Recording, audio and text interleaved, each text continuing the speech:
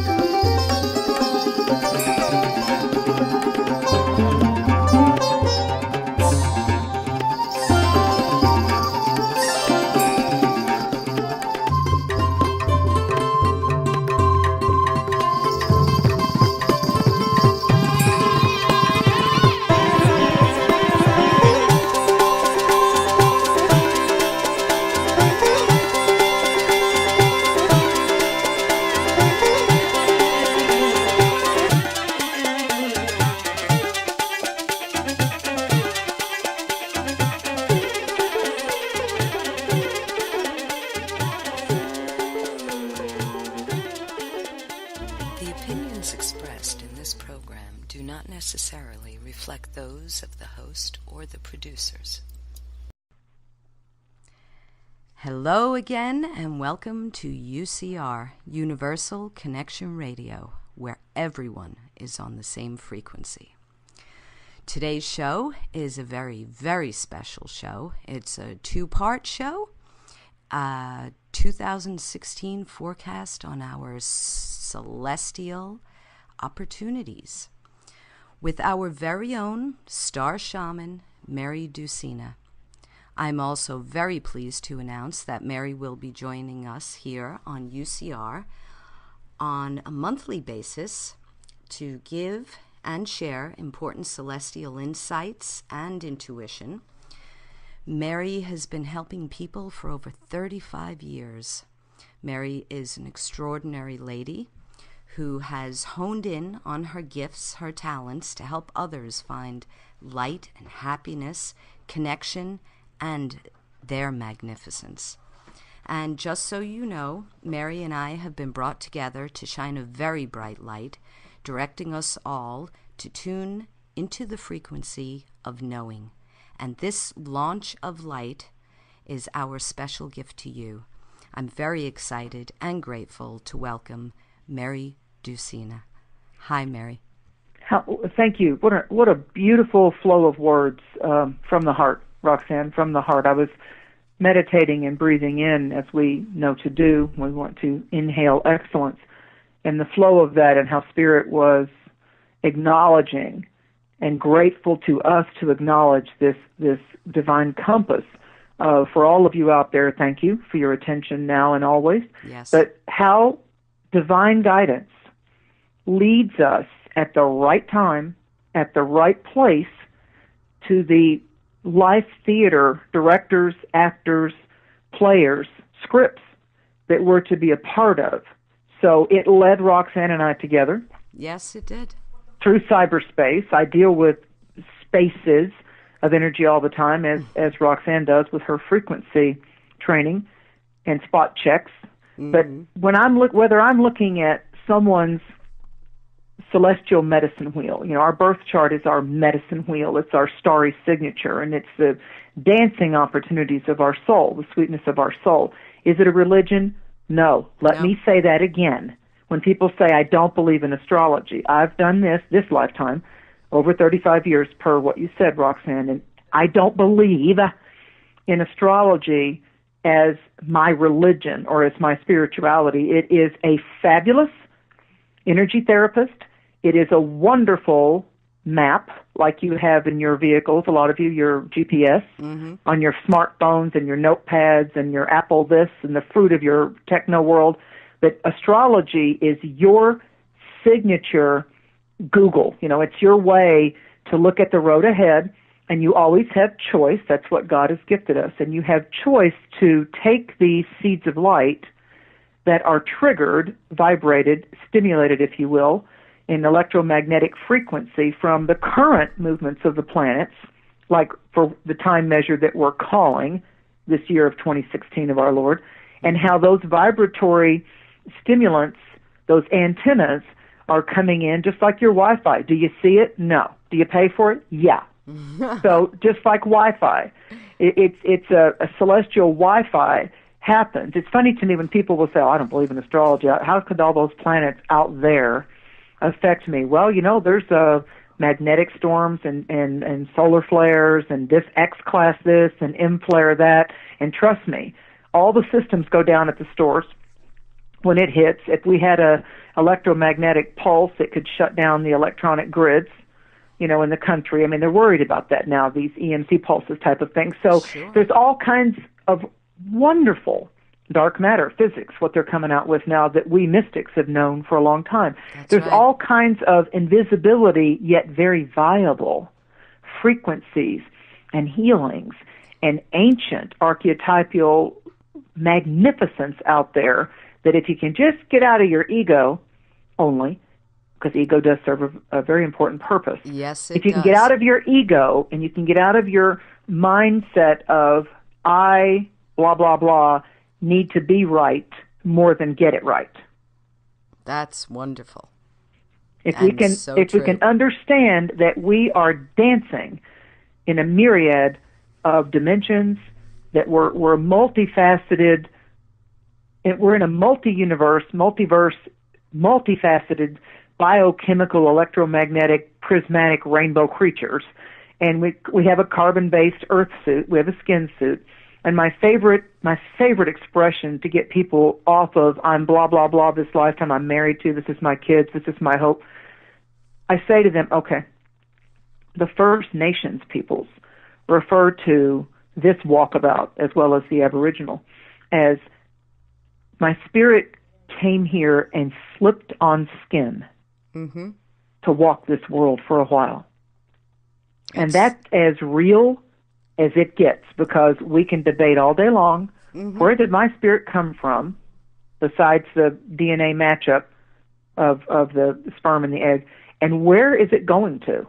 Where is it going to? Now, we can fight about that, have wars over that, as has happened in history. Yes. But how about the present moment, right here, right now, and how many abundant gifts of energy in your living room, in your bedroom, on the phone. It's right here available for you. It always has been. The force has always been with you if you don't eclipse yourself and go against it. Well, that is the issue, isn't it? Yes. Not noticing, not going with it, going against it. Mm-hmm. It's true. And that's a feeling. That's a feeling. It's a feeling. You can, all of you have the gift right now to feel with your own internal antennas, your beautifully made hearts, and the soul likes to hang out right there at your heart chakra, at your heart center. You all have the ability, when you're going to dinner with someone, when you're having a conversation with your kids, your stepkids, your neighbors, when there's conflict and when there's pleasure. You already know. You already have the discernment skill of if that feels right, even though you're participating, or it feels heavy or like you don't want to be there. You already know that. It's a matter of allowing your higher self, allowing your oversoul, allowing your guardian angels and your beautifully made invisible causes that champion you, the energies that champion you this lifetime, and are your cheerleaders, your cosmic cheerleaders, to say, you got this, you know already. And then there's people like Roxanne and myself and a host of others, your rabbi, your priest, your shaman, your own self-study, thank you for that, your own caring, thank you for that, your own desire that whatever amount of time you've got on this earth, that you want to be that good light, that you want to make the choice of light versus darkness, of a lighthouse versus being a shadow all the time. Well, of course, we're going to have the darkness, Mary. It's going to be there. Yep. But I personally believe that it's there, as all opposites are, to know the difference. Absolutely. And that feel, the vibration, I know by vibration when something is wrong. It's there, that feeling that says, no, you don't go down that street today. Don't do that. And you don't argue with it. I say to my clients all the time, okay, you're developing your intuition, You're developing your first instinct, that silent, wonderful teacher, preacher, guide within you. Stop second-guessing your first insight. Right. You're getting in the way of yourself when you do that. Or even if someone's talking you out of it, no, stay to the party. No, go over here. And your instinct was going, it was doing the dolphin with you. It was going, don't, no. But see, because we want to be polite or because we don't want to hurt our lover's feelings, you start to, and it isn't that you always get your way. Nobody always gets their way in societal situations, but it's very important to follow the way. It is. And that we were talking about this earlier, is that cosmic subconscious, that knowing. And when you know something, it's not something you read in a book. It's not something somebody told you. It's inert. It's there. Yeah. And there is no separation from that knowing and you. And we all know it, but we fight it. It's a downloaded gift. You have, if you accept or believe just the possibility that as the magnificence of what your soul is, that we perhaps, by divine design, have walked this world before, walked other dimensions before, have multi-purpose spiritual excursions and explorations going on all the time, that we're literally architects improving our light, improving our consciousness, then... That's beautiful. That's so beautiful. I love how you put that. Wouldn't it be also possible that the reason Earth is such a delicious experience, even with its pain and its broken relationships and abandonment and betrayals and laughter and tears, Earth is very rich as a vortex for learning through our feelings and our emotions. And emotions, even astrologically, and as a mystic, I can tell you that emotions have to do with the orbit of your feelings. It's feelings in motion. The energy of your emotions are emotions. And if they're flowing, or if they're dammed up, or if they're in drought, or if you're struggling to keep your head above water, oh, God, help me, I think I'm drowning kind of relationships and situations, then that's when you have supernatural intervention and help and angelic guidance and those people that show up in your life to be those incredibly supportive friends, the animals that are right by your side when you don't want to talk to anything human. Yes. The dreams, the visions, that impetus that came into you and said, stand up, rise up, rise up. And you have a fire and a... Yes. Walk on, get up, rise forth, march forth, chin up, let's go. You didn't come here to fall down. Exactly. And even if you do fall down, it's time to get back up. The process. It is a process. It's a teacher. It's a teacher. We go, as kids, we go into science, and then we go into English, and then we go into math, and these are all classrooms. These are all subjects that we study, and we roll our eyes, and we have homework. Well, when you graduate from all the academia schools, then you get to understand that there are enlightenment schools, and there are soul lessons, and you can either continue to be embroiled in the entangled web and psychic knots and psychological leashes and tethers and chains on your ankle of being a victim of your drama and your need to have emotional attention no matter what the cost. Or you can unleash, untether, and get out of the web, get out of other people's webs of drama and say to yourself, wow, I have choice. Oh, isn't it so true? And that's what 2016 is. That's what 2016 is. 2016, or what's termed as 2016, our leap year, 2016, the overarching energy of 2016 is about conscious manifestations of awakenings that started their seeds, and the little seed pods were put into the moist darkness of our unconscious, just like I plant sunflower seeds or herbal seeds in the beautiful moist earth, lovely Mother Earth Gaia, our space home for a while. And those little seeds have to go into the darkness, and I, as the gardener, have to have faith that seed I push down into the earth there, I can't keep digging it up to see if the seed punched open yet. If the leaf or the plant or the stem is unfurling, I'll just kill it because I keep disturbing its gestation. I keep disturbing the process of the invisible coming into the visible, from inside to the outside, from, the unknown to the known manifestation. So 2016 is an incredible garden of awakening and awareness and a brightness like we've not known, maybe for a lot of you, depending on our various ages, yet ever. Mm-hmm. For those of us that have had a footprint in this world and learned how to, as a shaman, have a footprint in both worlds. Whether you're a veterinarian, an astrologer, there's different levels of shamanistic awareness. When you're not just focused on being Roxanne or Larry or Annie or Rand or Mary, when you're not just focused on me, myself, and I, and you allow that triune consciousness, you allow as above, so below on earth as it is in the heavenlies. When you take it to those higher levels of listening and embracing and discerning, then the seed that I planted into the moist earth with my physical hands, Mm-hmm. that's going on invisibly too. It's in your charts, it's in your unconscious.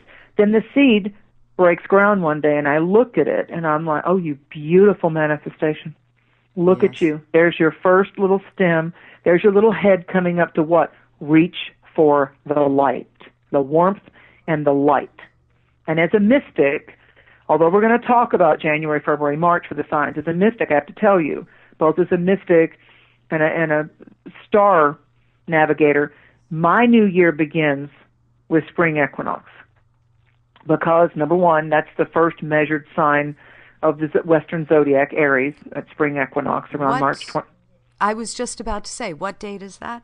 It's always around the third week of March. And the turning of the wheel for the ancient Gaelic Celtic people and the First Nations people and the Aboriginal people and the South American deep in the rainforest and out in hibernation in the woods and all, the Eskimo, the Inuit, all the tribal people based their year and their food choices on Mother Nature's cycles and beginnings. So springtime, and the first sign of the 12 zodiac, Western zodiac, Aries, the Ram, springtime, that third week of March, and because of leap year, it might be on the 22nd. Every 4 years, it might be on the 20th.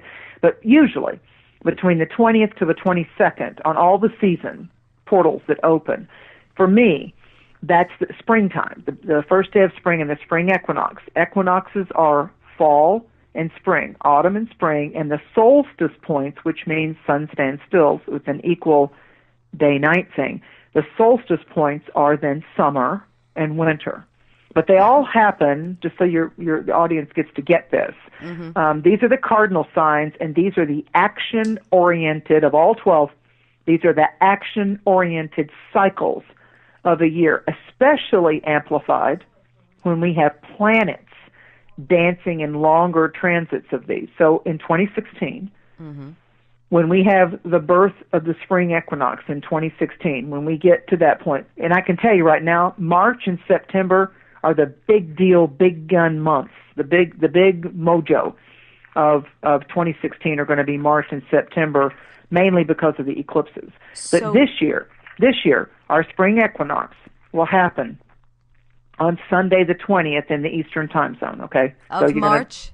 Yes. So That's on my Sunday birthday. Did you know that? Yay! Oh, what a hallmark year for you. What a hallmark year for you. That is my birthday. March 20th of this year, and the moon will be in Leo. That's the beginning of the zodiac. That's spring equinox. It's a masculine cycle because the sun's going into Aries. So it's the last winter cycle every year is Pisces. The last winter cycle is Pisces. So then we start with the first sign of the zodiac, the totem of the ram, and it's all about seeds and beginnings on March 20th. Okay. And then when we go, and that's known as the seeding, birthing, awakening. It's from March into the summer solstice. That's our time of the year to begin things. Don't be so caught up or anal about completing everything. And this goes for everyone? This isn't yes, just... Yes. This is the turning of the wheel. Okay. And then when we have summer solstice, which for this year will be on June 20th, that's the beginning of summer. That's the portal opening with the sign of Cancer, the sea crab. Then we have a feminine launch. We have yin energies taking off. It's yin, it's feminine, it's a water sign, it's magnetic. Back in March, it's Aries, it's yang, it's masculine, and it's electricity. It's the electrical impulses. It's driving. Okay. It's driving. And so when we get to summer of this year, it has to do with, and now I'm absorbing, I'm drawing down the power of the moon. It's my growing season. Because so summer to the native peoples, which I thoroughly respect, is all about the warming season and the growing season. And then this year, just to complete this wheel, on the 22nd of September, we will have the sun entering Libra, and that's fall equinox. And the sun entering Libra, that's an air sign, it's masculine. Libra is the opposite or balance or polarity sign to Aries. So what we commence and work on and plant and put in our garden of life, our garden of delights, be it relationships or job, skill crafting and everything that we're doing in March 20th with deliberation and awareness for an awakening, the awakening and the best results start to manifest in September when we get to the exact 6 months later, September 20th, when we have autumn equinox. And the one in June, June 20th, the summer solstice, is then forming a bridge. It's forming a bridge of synchronicity to heading toward winter solstice, because the signs of Capricorn and Aquarius balance and are opposite of each other. So winter solstice for 2016 is going to happen on the 21st. It's also known as Yule. The day before that is called Yuletide Eve. So the 21st of December of 2016 is going to be the other side of the bridge, the other side of that beautiful bridge of light. It's tied to June. The one in March, on March 20th, is dancing and in tandem with the cycle in September when we come to autumn. And the four signs that we spoke about just then, spring Aries, autumn Libra, summer Cancer the crab, is tied to Capricorn the goat that comes up at winter in December. So those are our anchors. Those are our points, our celestial compass points as we navigate forward this year with our goals and our dreams and what we're going to stop investing in that doesn't seem to be netting any profit as far as our spiritual progress, our relationship progress, our monetary progress. So those are the points for you to do a little spot check. Those are the points for you to say, is this beginning to be an energy that uplifts me? Does this seem like that it's flowing? Or does this seem like that it's becoming heavier or weighting me down? Okay. Now, and then you have the other two big drivers of 2016. And since we'll be on talking each month about some of these, I'm just going to focus. I'm just going to throw this out there, and we'll talk on it more in February, March. Okay. The big driver of the first 3 months of 2016, and I'm going to tell you as an astrologer, besides what I just told you about spring equinox being my look at the year has now started, we celebrate it in this country on January 1st. But there were retrograde planets. Mercury was retrograde as we began this year. There was a sluggish, kind of slow, that's not a bad thing. It was telling us, be pensive, study, research this, get to the platform of what it is that you're wanting to build. If you're going to build a new house, the foundation of that house is really important. Right. It's as important as your roof. So you got to start here, got to start at the beginning with the garden. So January and February are more preparedness months in 2016 because the big solar eclipse that starts to take place in the first week of March, that 6th, 7th, 8th, it's exact basically on the 8th, but in astrology, things blend and bloom in energy up to the exact point, and sometimes then they splay their radiance out. So don't focus on the fact that the eclipse is exact on March 8th in Pisces. What that does in the first half of the year is it favors the 6 feminine zodiac signs. There are 12 zodiac signs. 6 are masculine or yang, electrical vibrations, drivers. Okay. 6 are feminine, that are the magnetic, the ability to really just interweave and work in tandem and be magnetic and draw to you what you need to do as instead of just always driving forward out there. There needs to be some substance. So the eclipse being in Pisces, number one, for the first half of 2016 favors the water signs: Cancer, Pisces, Scorpios. Those of you out there that have both your sun signs or your moon signs or your beginning points of your personal charts, your ascendant rising signs, in that element of water, this is a hallmark year for you. This is a year of achieving progress, both with your own psychological and spiritual growth, and yes, they go hand in hand. Yes. And it's also about forward thrust motion, that the changes that occur to you, although sometimes changes are disguised as disappointing dramas in our life, sometimes I think as humanoids, we look for a little pasture of pleasure or happiness, and once we get there, we're like, oh my God, it took so much work to get this happiness and pleasure in this relationship in my life. I don't want anything to change. I'm going to do everything I can to stay stuck right here, because finally I'm not overstressing it all the time. Okay, so we're so resistant to change. Oh, yes. And change is the only constant in this incarnation. Change is the thing that you can count on. It's your life force. It's the air you wear.